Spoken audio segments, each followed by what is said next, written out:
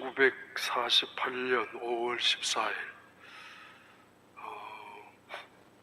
우리나라처럼 독립을 한 나라가 있었는데 그게 이스라엘이라는 나라입니다.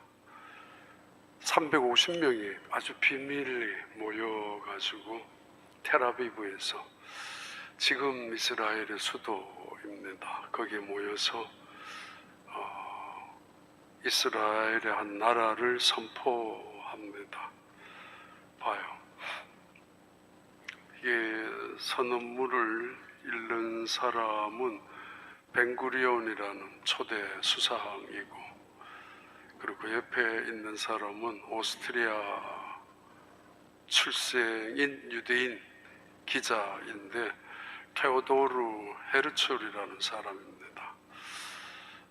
두 사람에 의해서 시작된 게 시오니즘이고, 그리고 결국은 영국의 식민지를 끝내고 이스라엘 민족의 독립이 시작되는 그런 날이었습니다. 그 후에 지금까지 전쟁은 계속되고 있습니다. 그때 이루어진 일들, 또 역사 속에서 나타난 일들 이야기 말씀드리려고 합니다. 누가복음 21장 29절 33절.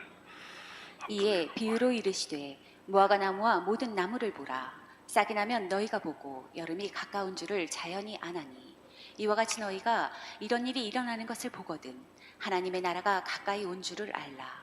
내가 진실로 너희에게 말하노니 이 세대가 지나가기 전에 모든 일이 다 이루어지리라. 천지는 없어지겠으나 내 말은 없어지지 아니하리라.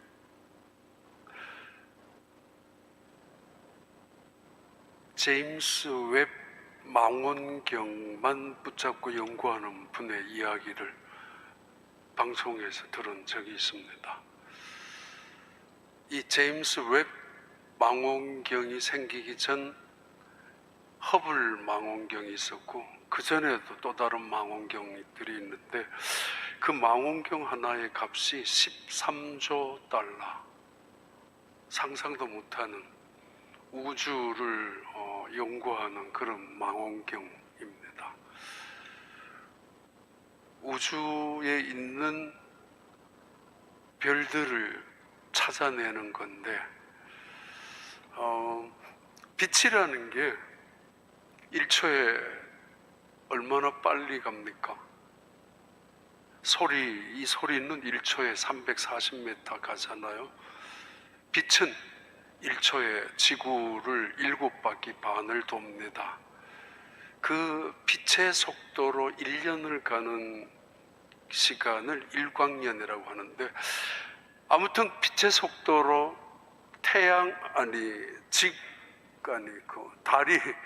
달이 지구까지 오는데, 그 빛이 오는데 걸리는 거리가, 시간이 1초라고 합니다. 달에서 그 빛이, 태양의 빛이 반사되어서 달의 빛이 지구로 오는 게 1초 걸린다고.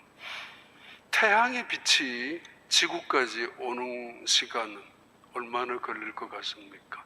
태양의 그 빛이, 그 온도가 또는 열이 지구까지 올 때, 특히 그 빛이 지구까지 올 때 거리 시간은 8분이라고 합니다. 8분. 굉장히 먼 거리입니다. 8분이라면 달하고 지구는 1초 거리인데 빛의 속도로, 태양은 8분인데, 중요한 거는 그 제임스 웹 망원경만 바라보고 있는 사람의 이야기인데, 어떤 별은 지구까지 오는데 100만 년이 걸리는 거리에 있다고, 1억 광년이 걸리는 거리에 있는데, 그 별들이 얼마나 아름다운지, 그 별들이 그 은하수 집단이라고도 부르고 있는 그 엔드로메다 세계는 우리가 볼 수 있는 게 1억만 개, 보이지 않는, 천억 개, 보이지 않는 게 1000억 개. 그러니까 우주가 엄청 크다는 것입니다. 중요한 거는 지구에 100만 년이 걸려서 빛이 하나가 도착했다면은, 또는 1억 광년이 걸려서 지구에 도착한 그 빛은 1억 년 전에 우주 어디에인가서 보낸 것입니다. 1억 년 전에 지구에 비로소 1억 광년 만에 왔다면, 태양이 지구한테 빛을 보냈잖아요. 8분 걸렸습니다. 그러면 지금 도착하고 있는 빛은 8분 전의 세계라는 거죠. 저도 잘 모르는 이야기, 여러분도 팽하니 저게 뭘 하려고 저 이야기하는가. 우주가 크다고요. 너무도 크다고. 그리고 우리 인간의 지식으로는 도저히 헤아릴 수 없는 세상, 온 세상이 있다고. 별들의 세상 가운데 가끔은 이 우주에, 이 지구에서 정상적으로 잡힐 수 없는 어떤 주파, 전파, 깜짝 놀랄 전파나 주파수를 찾아낼 때가 있기는 한데, 100년 만에 한 번 또는 10년 만에 한 번, 그리고 다시 찾아낼 수가 없다는데, 하여튼 그런 그만큼 큰 우주 속에, 그리고 그만큼 큰 신비한 속에 살아가는데,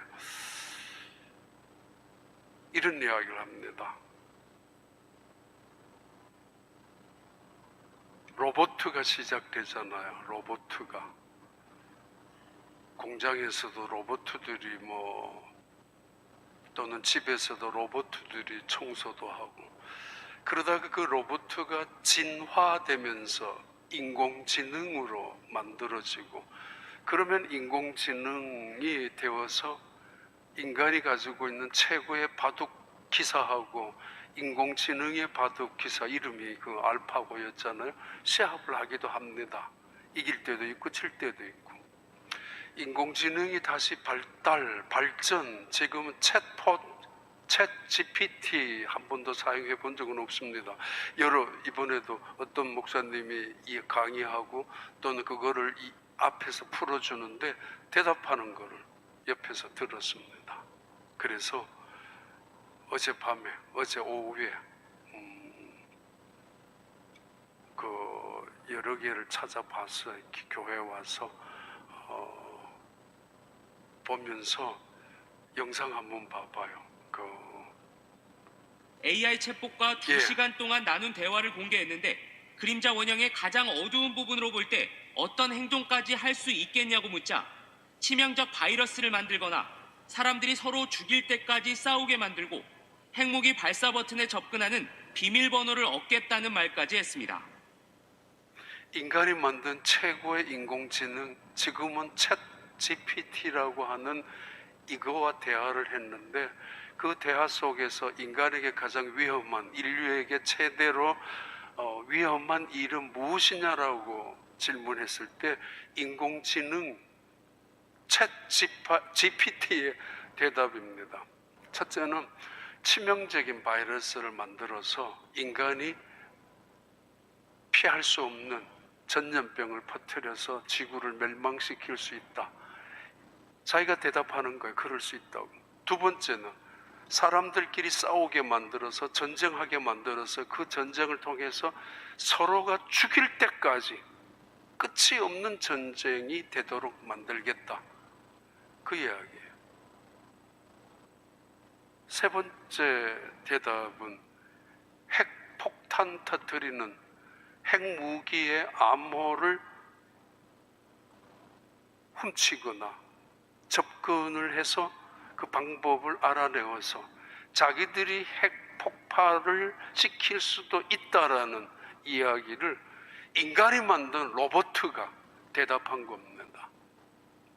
비슷한 이야기는 다른 사람들도 많이 했죠. 이런 이야기를 해서 위기 조장을 하자는 이야기는 또 아니고, 지난주에 이어서 예수님께서 계속 하시는 말씀을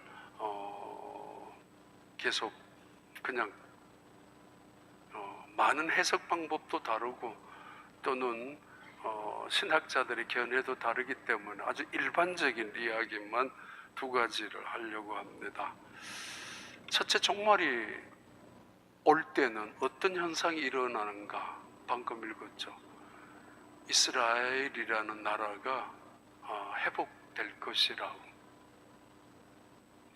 무화과 나무에 잎이 싹이 나고 잎이 푸르러지고, 그리고 모든 나무들이 잎이 생기기 시작하면은 사람들이 이제 곧 여름이 가까워지는구나, 일반적으로 해석할 수 있는 이 본문의 이야기죠. 다시 한번 읽어봐요. 이에 비유로 이르시되 무화과 나무와 모든 나무를 보라.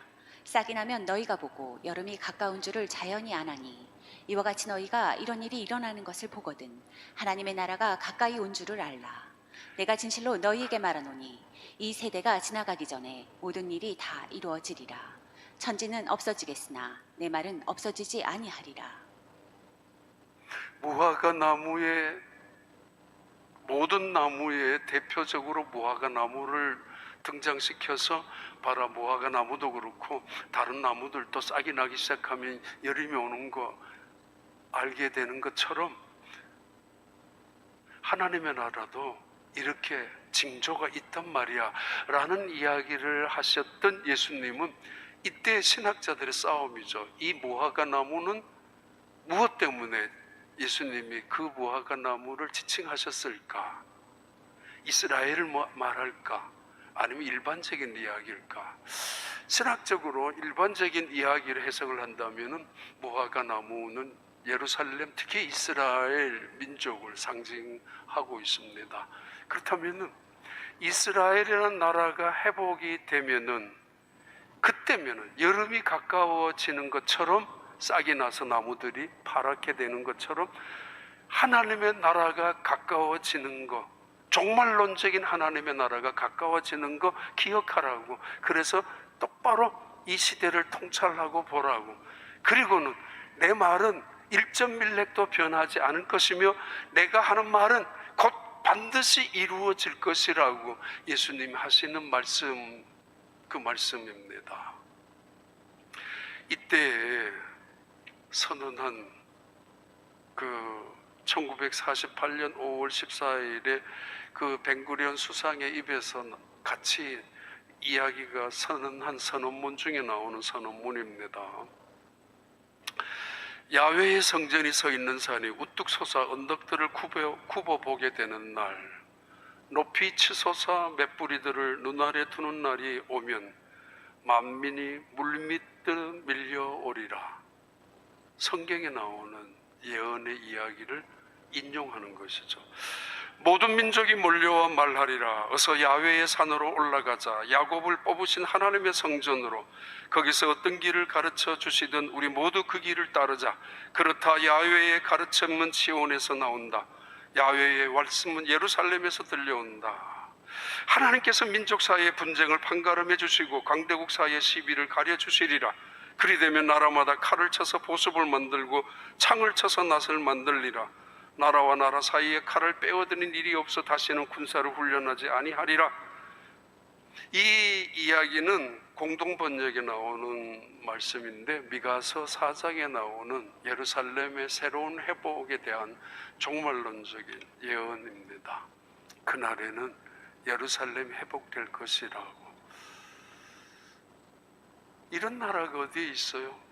전 세상에 이런 민족이 어디에 있었습니까? 역사 속에서 애굽에 있었던 한 민족의 공동체, 420년 만에 하나님은 그 430년 만에 이끌어 나와서 가나안 땅에 집어넣어서 이스라엘이란 12지파를 통해서 나라를 세워두었고, 하나님 언약했잖아. 내가 너희들 그 땅에 집어넣지만은 내 언약을 깨뜨리면은 너희들은 쫓겨나고 말 것이라고. 그래도 하나님은 1000년을 기다려 주시다가 아수르에 망하고 시리아, 바벨론에 망하고 신바벨론, 이라크에 망하고 결국은 바벨론의 포로로 끌려갔잖아요. 포로로 끌려간 그 시대 70년 동안이나 나라 없이 흩어져서 살았던 이스라엘 민족, 다시 디아스포라로 이루어졌던 그 디아스포라의 그 민족 유랑 생활은 페르시아라는 나라, 파사라는 나라, 성경이 그대로 파르시아, 지금 페르시아 제국 역사 속에 굉장한 나라였죠. 그 페르시아에 의해서 이스라엘은 다시 고국으로 돌아오게 됩니다. 이란입니다. 사실은 그 이란에 의해서 이스라엘이 다시 돌아온 다음에 헬라 시대 그리고 로마 시대에 통해서 로마가 예루살렘을 정복했었죠. 지난주에 얘기 말씀드렸죠. 그래서 예루살렘 성전이 다 무너지고 말았다고. 로마가 예루살렘을 정복하고 난 다음 무너진 예루살렘은 그때부터 이스라엘 민족은 전 세계에 흩어지고 말았습니다. 아프리카로 그리고 러시아까지, 네덜란드와 러시아까지, 나중에는 브라질까지 흩어지기 시작했었던 이스라엘 민족. 12세기, 13세기 가는 곳마다 이 민족이 예수를 죽였다라는 이유 때문에 핍박과 박해를 받기 시작했었고, 자기들 땅에 들어오면 돈을 잘 벌기 때문에 시기하면서 이 이스라엘 민족들은 결국은 그 동네마다 그 국가 그 공동체에서 사실은 또 다른 개토를 만들며 자기들은 쫓겨나고 사실은 차별 정책과 탄압 정책을 받기 시작했었죠. 13세기에 흑사병이 있었을 때에 유럽에 많은 사람들 3분의 1 가까이 흑사병으로 죽어갈 때 이 유대인들은 거의 안 죽었습니다. 왜냐하면 구약의 성경에 나온 대로 위생법을 철저히 씻고 하고 했기 때문에. 그런데 그 주변의 사람들은 이 유대인들을 시기해서 이 유대인들을 오히려 모함해가지고 유대인들을 쫓아내고 그리고 집단적으로 살인하기도 합니다. 자기들은 죽는데 유대인들은 안 죽으니까 안 죽고 있는 유대인들은 죽어가는 흑사병 병자들을 처리해주는 일도 했었던 역사입니다. 그러면서 중세시대로 거쳐서 이 유대인들은 정책적으로 차별하게 됐죠. 직장에서 일시키지 못하도록, 사업하지 못하도록 여러 가지 불이익을 굉장히 많이 줍니다. 어느 나라에든지 군대 절대로 못 가도록. 결국은 유대인들은 각 나라에 살면서 할 수 있는 일은 돈 놀이 하는 거 외에는 할 수가 없었을 만큼. 나중에 섹스피어는 이들은 탐욕적이고 이기적이고 대단히 음흉하고 그리고 그런 민족의 어떤 특성을 이야기한 적도 있지 않습니까? 아주 잔인할 정도로. 근데 그 사람들은 살아나기 위해서는, 그러다가 2차 대전 때 나치에 의해서 600만 명이나 죽게 되고, 지금도 워싱턴 DC에 가면은 홀로코스트 그 박물관이 있지 않습니까? 대단하죠. 굉장한 그 박물관인데 신발들 까만 거, 안경들, 그리고 가방들 그거 따로 모아놓은 방들이 있잖아요. 유대인들이 600만 명 이상이 죽어가면서 남겨둔 신발들, 가방들, 안경들. 이렇게 잔인할 정도로 유대인들은 2000년 동안이나 핍박을 받았죠. 가는 데마다 여러 가지 이유로 시기를 당했고 박해를 당했고 죽임을 당했던, 예수님의 예언대로였죠. 너희들 성전이 무너지면 돌 위에 돌 하나도 남김없이 다 무너지고 말 것이고 너희들은 뿔뿔이 흩어지고 말 것이라고. 그런데 언제인가 그날이 오면은 다시 모이기 시작할 텐데, 바로 그날이 1948년 5월 14일 이것을 하나님의 말씀의 예언의 성취로 볼 것인가, 인간의 노력이나 인간의 의지나 2차 대전 이후에 일어나는 세계 역사의 지형 변화 또는 정책적인 정치의 변화로 볼 것인가. 성경대로 우리는 성경의 성취로 보게 되죠. 마태복음 24장 32절 34절 봐요. 무화과 나무의 비유를 배우라. 그 가지가 연하여지고 잎사귀를 내면 여름이 가까운 줄을 아나니, 이와 같이 너희도 이 모든 일을 보거든 인자가 가까이 곧 문 앞에 이른 줄 알라. 내가 진실로 너희에게 말하노니 이 세대가 지나가기 전에 이 일이 다 일어나리라. 계속 미가서 4장에 나옵니다. 어느 민족이나 저희 신의 이름을 부르며 살지 않느냐. 우리도 자손만대 우리 하나님의 이름 야훼를 부르며 살아왔었고 앞으로도 그렇게 살아갈 것이다. 그날이 오면은 나는 약한 자들을 모아오리라. 야훼의 말씀이다. 흩어졌던 것들을 다시 모아드리리라. 야훼의 말씀이다. 적잖이 고생을 시켰지만은 그 약한 자들 비틀거리는 것들을 씨앗으로 남겨 강대국을 만들 것이다. 이제부터 영원토록 이 야훼가 시온산에서 다스리게 될 것이다. 양떼를 지키던 망대 언덕에 자리 잡은 수도 시온아, 너가 잃었던 주권을 도로 찾으리라. 야훼가 너희를 다스릴 것이라. 문제가 여기서 시작되었죠. 하나님의 약속이 성취된 것으로 성경에서는 또 그들은 그렇게 보았지만은 주변의 나라 사람들은 어떻게 됩니까? 자, 아무튼 하나님의 나라, 종말론적인 하나님의 나라가 가까이 오는 것 첫 번째 비유, 오늘 첫 본문에는 첫 번째 비유는 예루살렘의 회복으로 보고 있습니다. 다시 말해요. 어느 세상에 어느 민족이 나라가 세워질 때 바다가 갈라졌고 민족이 이동할 때 광야에서 하늘에서 만나가 내려왔고 사막에서 물을 마시며 살 수가 있었습니까? 어느 민족이 그 나라를 새로운 땅을 정복할 때에 그냥 돌기만 했는데 성이 무너졌던 나라들, 그런 민족의 역사가 어디 있습니까? 이것이 거짓이라면은 지금까지 성경은 남아 있을 수가 없고, 거짓을 만든다 할지라도 200만 명이나 되는 사람들이 어떻게 입을 맞출 수가 있습니까?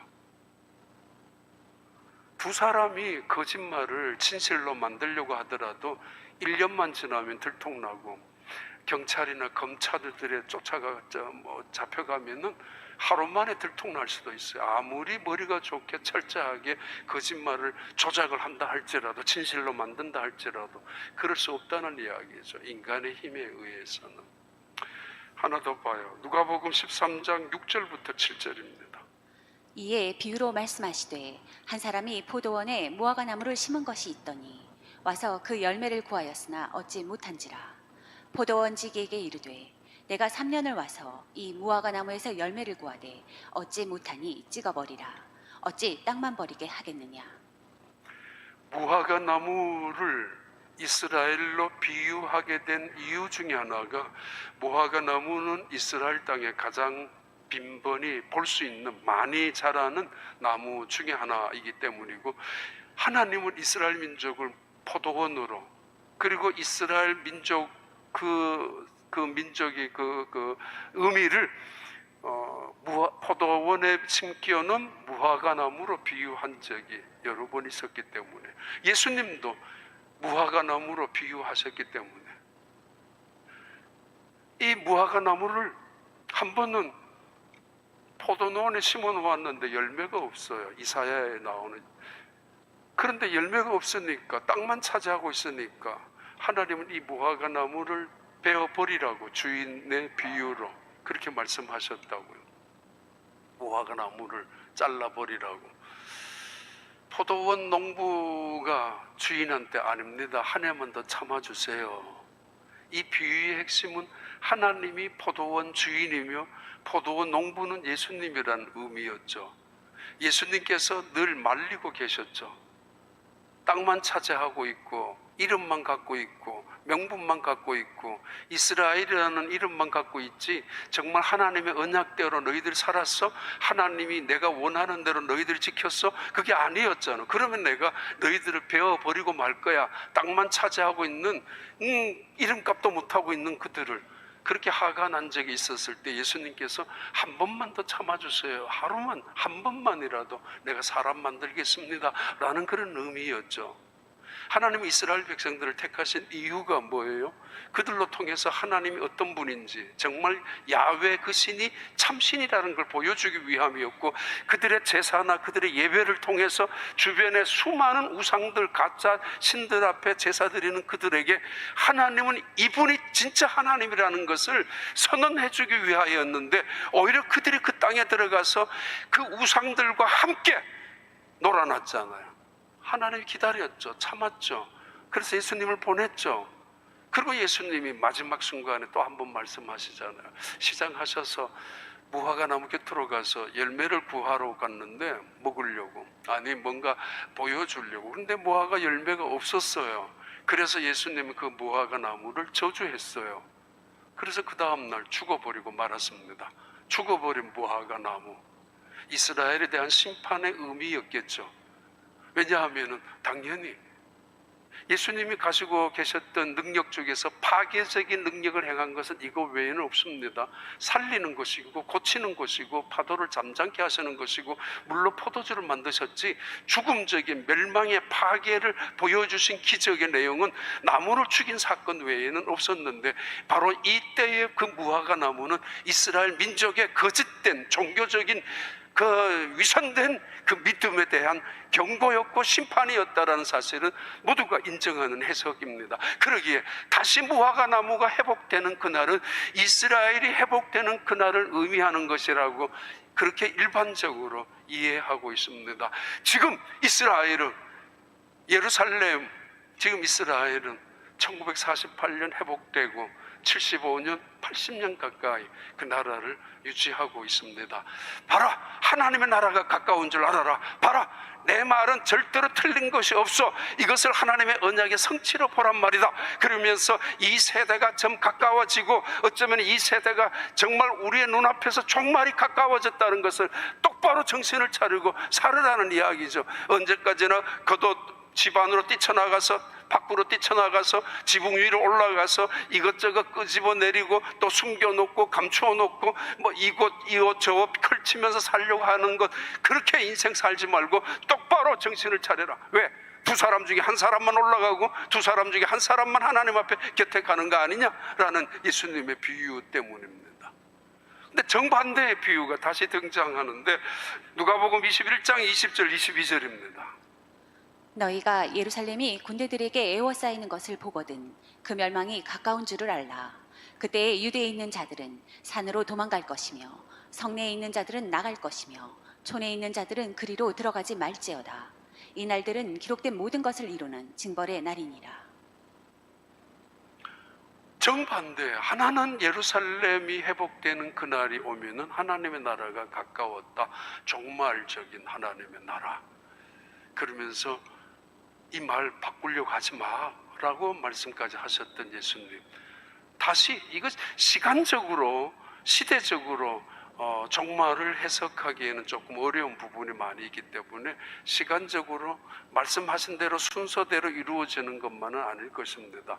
요한계시록에 의하면. 자, 또 다른 종말론적인 징조가 있는데, 그날에는 예루살렘을 중심해서 수많은 군대들이 진을 치게 될 것이며 다시 전쟁이 이루어 시작될 거라. 이스라엘의 나라가 1948년도에 예루살렘의, 아니 텔아비브의 도시를, 수도를 결정하고 시작했었죠.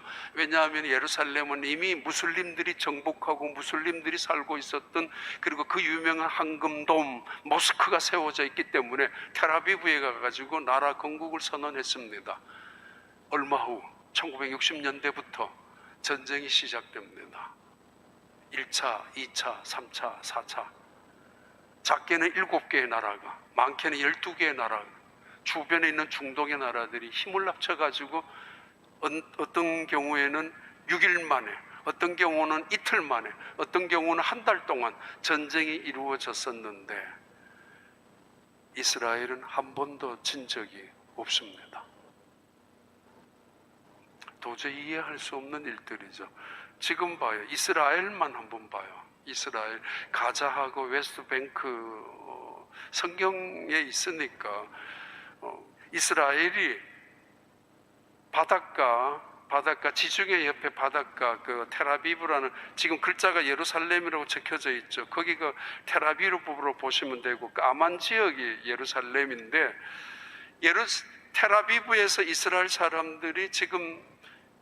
선언을 하고 나니까 간신히 남아서 살았던 사람들 40~50만 명 유대인들, 그리고 그 순간에 러시아에 살았던 30만 명, 네덜란드에 있었던 10만 명 정도 되는 사람들이 모여서 80만 명 정도가 이 텔아비브에 모여가지고 나라를 선언했었는데, 그들이 이때부터 주변의 나라들이 점령하면서 전쟁을 하니까, 전쟁을 통해서 이 이스라엘 사람들은 이스라엘에, 특히 예루살렘에까지 흩어져 살고 있는 팔레스타인, 그 땅에 살고 있는 팔레스틴들을 몰아내기 시작합니다. 이때 난민들이, 팔레스틴 난민들, 원래 2000년 동안 살고 있었던 팔레스틴 난민들이 300만 명 정도 되는 이집트로 난민들이 흘러 들어갑니다. 이집트에 10%에서 20%가 난민들입니다. 지난주 월요일 날 폴란드, 또 런던, 그리고 어제 오후에 왔습니다. 공항에 조금 문제가 생기는 바람에 이게 간신히 그래도 우리 교회는 어떤 분의 도움을 받아가지고 여행사 60여 명의 목회 선교사님들이 모였습니다. 나라 각 지역으로 말하면 54개국에 54개 지역에서 선교하는 분들이 모였는데, 대부분 원래 그 지역에 공부하러 갔었던 런던이나 파리나 프랑크푸르트나 그리스나, 그런데 뭐 사역이 어느 순간부터 거기서 남아서 난민들을 위한 사역으로 바꾸어 가고 있는데, 한 여자 티니지라는 조그마한 지역 나라, 또 하나 요르단 지역에, 그 지역에 선교하시는 여자 선교사님들이 계셨는데, 요르단에 있었던 티니지에 있는 한인들을 레바논에 모아가지고 한국 정부에서 한인들만 레바논의 베이루트에서 철수를 시켰는데, 그때 철수 안 했던 선교사님 안 나간다고. 그리고는 이번에 폴란드 와서 그런 가슴 아픈 이야기를 했습니다.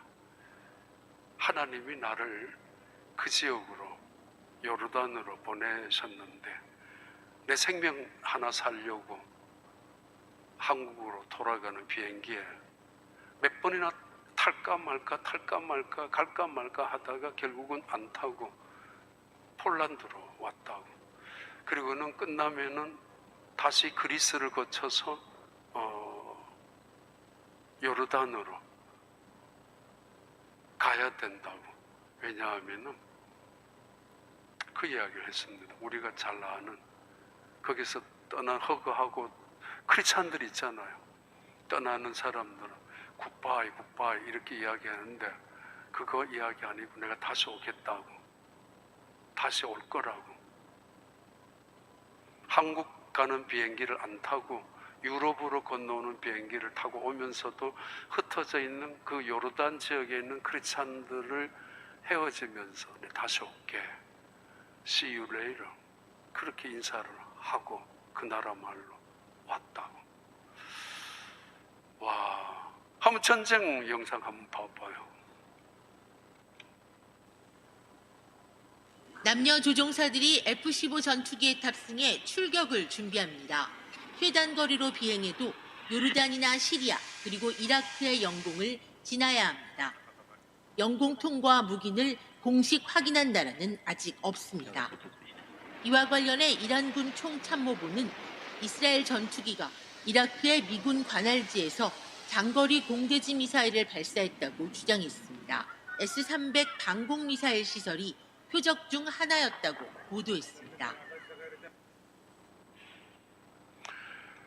예루살렘, 그 이스라엘, 중동에 있는 사람들, 이란이나 이라크 친하지 않는 나라입니다. 원수 나라입니다. 이란, 사우디 철천지 원수입니다. 서로 중동 지역에 아랍 계통의 사람들이다 할지라도 팔레스타인도 마찬가지죠. 전부 다 서로가 친한 민족은 아닌데, 그러나 목표가 예루살렘, 이스라엘, 유대인일 경우에는 모든 중동의 사람들, 아니 전 세계 이슬람교의 사람들 하나가 됩니다. 최초로 예루살렘, 아니 텔아비브에 이스라엘이라는 나라가 세워지고 난 다음 이 이스라엘에게 원수 적대적인 감정을 가졌던 민족이 팔레스타인입니다. 그래서 생겨난 것이 무장단체 PLO가 생겨났고, 그리고 나서 그 다음부터 많은 무장 칼레이다가, 그 다음에 탈레반 또는 하마스, 헤즈볼라, 이런 과격한 IS 단체, 이런 과격한 무장단체들의 목표는 이스라엘을 몰살시키는 것이고 이스라엘을 바닷속에 수장시키는 것이고, 어느 민족이든 어느 국가이든 이스라엘을 돕는 나라라면 우리가 그런 나라를 그냥 둘 수 없다라고 철저하게, 그래서 그 무장단체들이 곳곳에 생겨나고 있잖아요. 갖고 있죠. 기독교인들을 참사시키고 이스라엘을 조금이라도 돕는 나라는 그냥 두지 않는, 자기들 무장단체들끼리도 친하지 않습니다. 이번에 예루살렘을 공격한 하마스 무장단체, 가자 지역으로 유대인들이 이 전쟁을 1차, 2차, 3차, 4차 전쟁을 하면서 이 팔레스틴 사람들을 가자 지역으로 몰아내었고 자기들이 점령한 다음에 그 다음 웨스트 뱅크 지역으로 일방적으로 팔레스틴 사람들을 몰아넣었기 때문에, 그런데 거기에 유대인들도 같이 섞여 살기 시작을 했습니다. 그런데 하여튼 무장단체들이 처음에는 피에로, 그 다음에는 하마스, 그리고는 헤즈볼라, 이 무장단체들이 있는데 이 무장단체들을 돕는 나라들이 최고로 적극적으로 잘 돕는 나라 중에 하나가 이란입니다. 모든 무장단체의 아주 무기들을, 그런데 만약에 이 이란이 핵을 가지기 시작하고 핵 개발을 완성을 하면은 가장 위험한 순간이 될 수 있다라는 것이 예측하고 있죠. 대부분. 중국이, 죄송합니다, 대만을 공격할 때 언제인가, 북한이 남한을 공격하거나 언제인가 핵을 사용해서, 이란이 핵을 사용해서 이스라엘을 침략할 경우 무시무시한 일들이 이루어질 거라고. 그 유명한 일론 머스크, 우리가 만드는 인공지능은 악마를 만드는 것입니다. 악마를 불러오는 것입니다. 우리가 갖고 있는 아주 지적인 수준이나 아주 지적인 놀라운 통찰력 같은 거는 데몬 부르는 것이라고. 이 사람도 굉장한 스티븐 잡슨만큼 역사를 바꾸고 있는 사람이잖아요. 지금도 그가 하는 말이에요. 얼마 전에 돌아가신 스티븐 호킹, 인류 최대의 적은 인공지능이 AI가 될 것이다. 같은 말이죠. 인공지능이 AI가 중요한 것은 미사일을, 순항 미사일, 대륙간 미사일, 별별 미사일을 쏠 때마다 그냥 한두 개 미사일을 쏘는 게 아닙니다. 지금 한 번 쏘면은 100번, 100발, 아니 1000발, 이틀 동안에 미사일로만 계속 공격하는데 1000발, 2000발, 심지어 3000발을 쏘았잖아요. 그런데 놀라운 기술인데 예루살렘에서는, 아니 이스라엘에서는, 그 지역에서는 날아오는 미사일을 중간 지역에 맞춰 가지고 떨어뜨리고 있습니다. 굉장한 시대에 살고 있죠. 그리고 이 이스라엘이라는 나라가 갖고 있는 무기, 정보 상상도 못합니다. 이야기했잖아요. 하마스의 수장이나 대장이 스마트폰을 갖고 있을 거잖아요. 뭐 몇 개는 갖고 있을 텐데 그 스마트폰 사용을 추적하고 그 암호를 풀고, 그래서 그 음성까지 듣고 있죠. 그래서 어디에서 어디로 간다는 것까지 알아서 추적해서 그 사람을 살해하죠. 대단한 시대입니다. 그래서 그 스마트폰 전부 다 하마스 아니면 헤즈볼라 그 무장단체 사람들 리더들에게 다 바꾸라고. 그 옛날에 삐삐로 바꿨습니다. 바꿀 걸 알고 미리 예상했었던 유대인들은 그 무장단체의 리더들, 지도자들에게 공급되어졌던 삐삐들에게 암호 장치와 더불어서 폭탄 장치까지 넣어두었습니다. 심을. 그리고는 자기들이 원하는 시간에 때가 되어서 정확히 터뜨려서 그 사람들을 다 죽였습니다. 물론 전쟁 자체는 좋은 건 아닙니다. 그래서 반대를 하죠. 미국에서도 여전히 젊은이들은 사람들이 이렇게 죽어가는데, 그리고 유대인들에 대한 적대감을 만들기 위해서 무장단체들은 훨씬 더 도전, 자극, 그리고 아주 교묘하게 전쟁을 덫을 걸고 있죠. 가능하면 빨리 전쟁이 또는 이 테러로 시작한 전쟁이 끝날 것 같지만은 끝나지 못할 수도 있습니다. 이번에 모인 분들의 이야기는 팔레스타인 지역, 가자 지역에서 선교하는 어떤 분, 그분의 이야기입니다.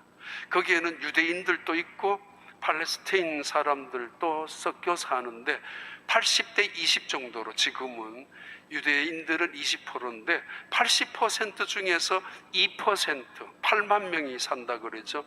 그 2%에서 많게는 6% 정도 되는 팔레스타인 중에서 크리스찬들이 있다고.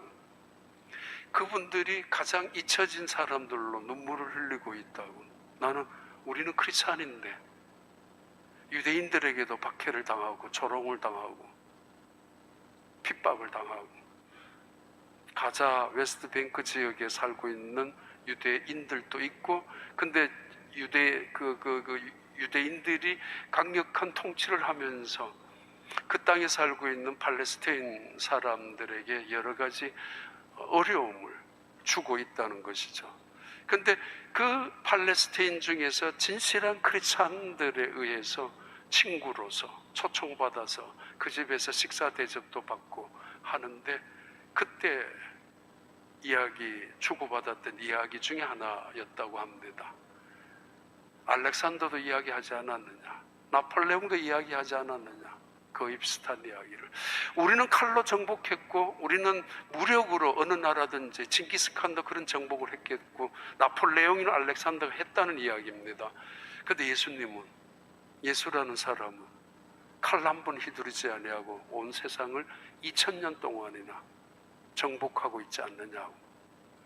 그리고 예수님을 하나님의 아들로 구주로 믿는 사람들 중에 지금도 수십만 명 혹은 수백만 명이 그를 위하여 죽을 각오까지 하고 있지 않느냐고. 일반적인 흔히 하는 이야기들 중에 그 이야기를 그 선교사님과 가족들이 했었다고. 그러니까 제발 이런 무력으로 전쟁이 해서는 안 된다는 이야기였습니다. 예수님이 땅에 오셔서 전쟁 한번 하지 아니하셨다고.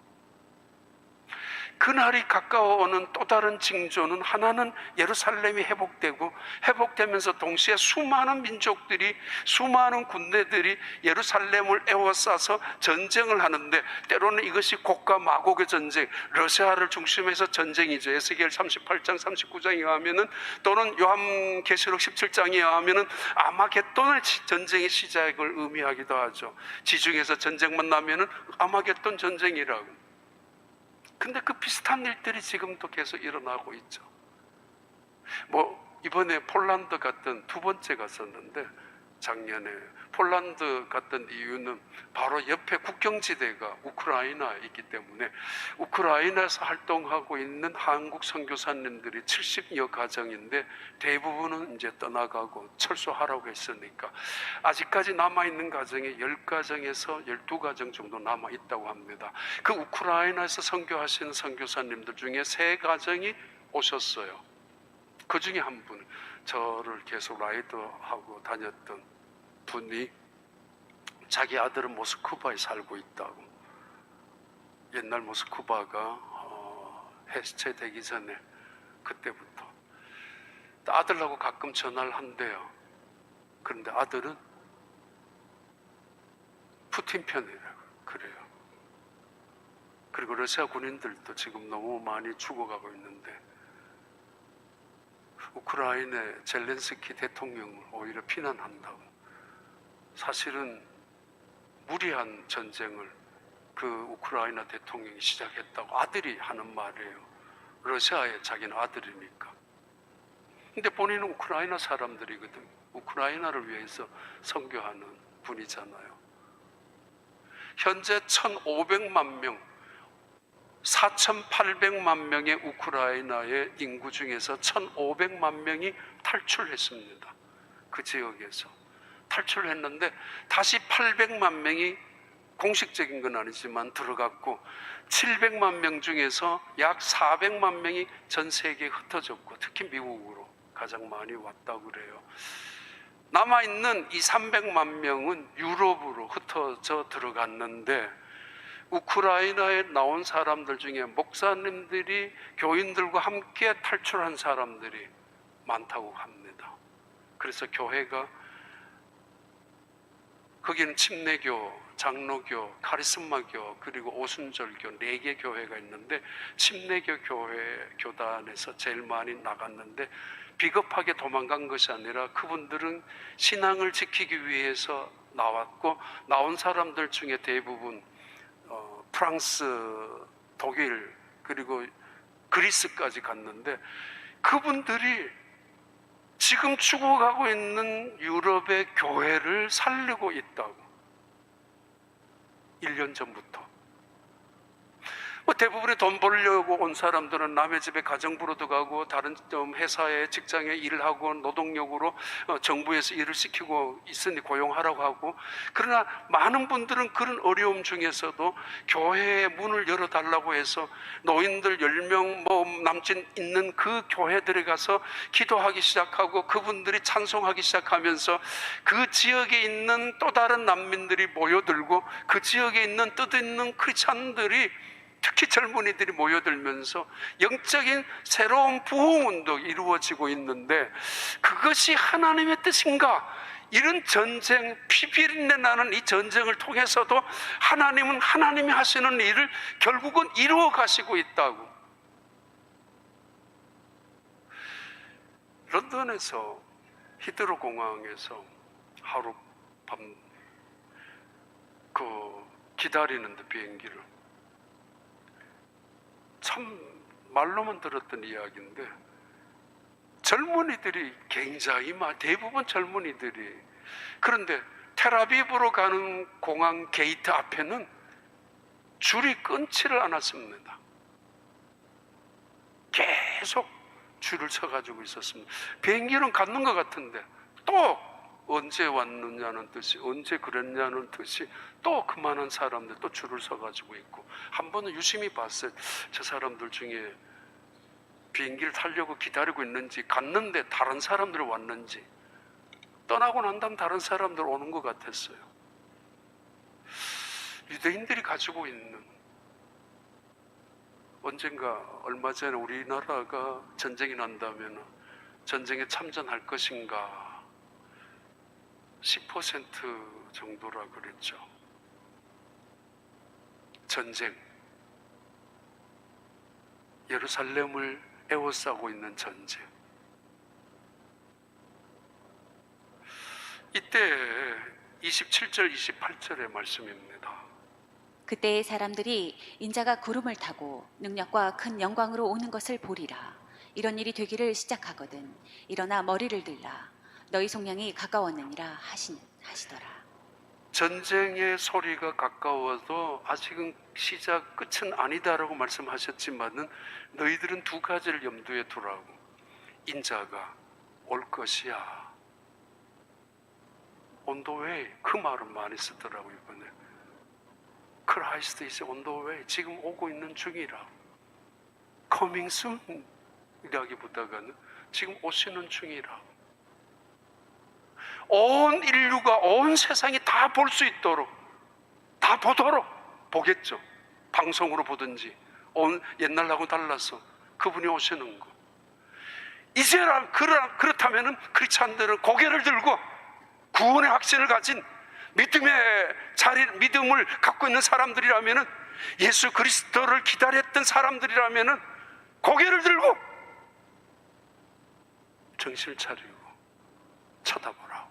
기쁨으로 희망을 말하죠. 감사를 말하죠. 기대를 말하죠.